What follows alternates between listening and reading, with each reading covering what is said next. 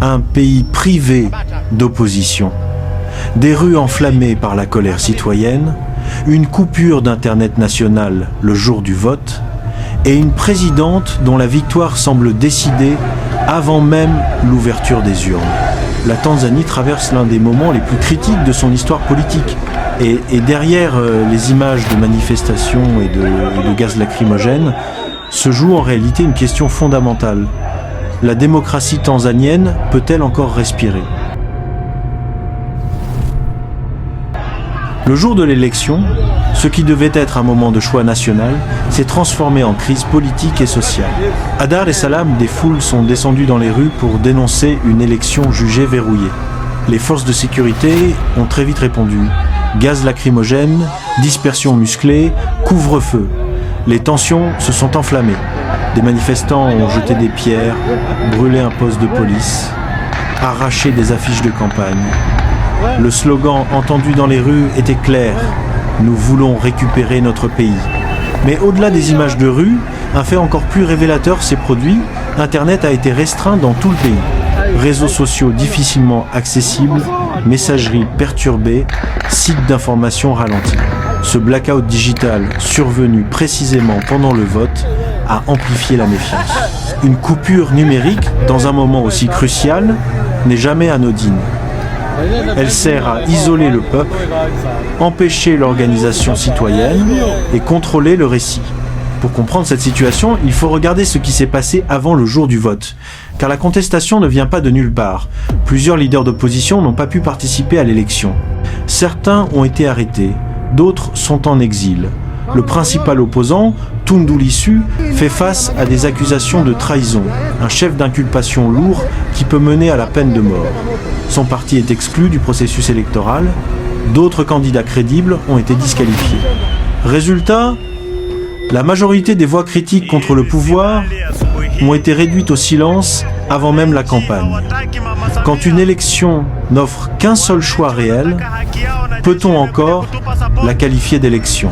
C'est cette question qui a poussé la population à descendre dans la rue. Les organisations internationales des droits humains avaient déjà tiré la sonnette d'alarme avant le scrutin. Elles dénonçaient un climat de peur. Journalistes intimidés, militants suivis, arrestations ciblées, presse indépendante affaiblie, et le jour du vote n'a fait que confirmer ces inquiétudes. Pendant ce temps, la présidente Samia Suluhu Hassan, arrivée au pouvoir en 2020 et après la mort de John Magufuli, affirme qu'elle veut garantir la sécurité du pays. Elle dit que la police est là pour protéger les citoyens et assurer la stabilité. Son camp insiste que la continuité politique est nécessaire pour l'économie, que la Tanzanie a besoin de calme pour se développer, mais dans la rue, la perception est différente. Pour beaucoup, cette élection symbolise la fermeture progressive de l'espace démocratique. C'est pas seulement une compétition électorale contestée, c'est une bataille pour l'avenir politique du pays. Les jeunes, particulièrement, se sentent privés d'un avenir politique et d'un droit fondamental, choisir leurs dirigeants. Il y a aussi un risque international. La Tanzanie était considérée comme un exemple de stabilité en Afrique de l'Est. Mais les événements actuels pourraient ternir son image, ralentir les flux d'investissement et accroître la méfiance des partenaires internationaux. La stabilité politique n'est pas seulement une question de force et d'ordre. Elle repose aussi sur la légitimité et la confiance du peuple. L'enjeu dépasse donc les résultats officiels du scrutin. La vraie question est, que restera-t-il de la confiance des Tanzaniens envers leurs institutions ? L'issue de cette crise définira le futur du pays. Soit ce moment sera un électrochoc qui mènera à des réformes, un dialogue et une ouverture démocratique.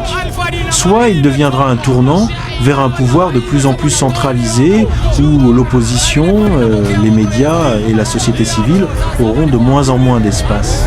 Aujourd'hui, une grande partie de la population ne reconnaît pas ce scrutin comme équitable. Pour eux, il ne s'agit pas d'un choix politique, mais d'une mise en scène, un rituel électoral sans concurrence réelle.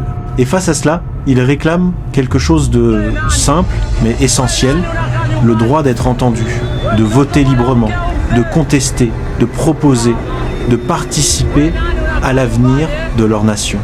La Tanzanie se trouve donc à un carrefour historique. D'un côté, la stabilité autoritaire, de l'autre, la démocratie contestée. Le monde observe, les Tanzaniens espèrent, et l'histoire retiendra comment ce pays aura répondu à cette question. Une nation peut-elle avancer quand sa population se sent exclue du processus démocratique? L'avenir dira si ce vote marque la consolidation d'un pouvoir sans partage ou le début d'une nouvelle phase de lutte pour la démocratie. Restez connectés pour ne manquer aucune de nos actualités. Et dites-moi en commentaire ce que vous pensez de cette situation.